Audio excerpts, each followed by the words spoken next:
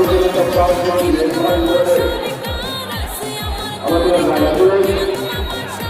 ভারতীয় জনতা পার্টির সর্বভারতীয় তিনি ভারতীয় জনতা পার্টিকে পরিচালিত করে বর্তমান পুলিশ কর্মী মহিলা তিনি বিভিন্ন নারী হয়ে এসেছেন আল্লাহকে সামনে দিয়ে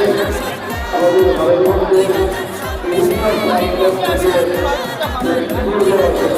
অর্থাৎ কবিতা দিয়েছেন কবিতার পাঠ্যক্রমে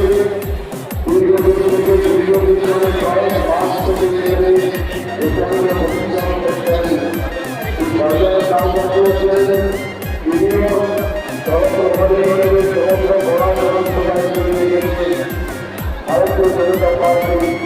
আরো মজবুত করে করার জন্য প্রধানমন্ত্রী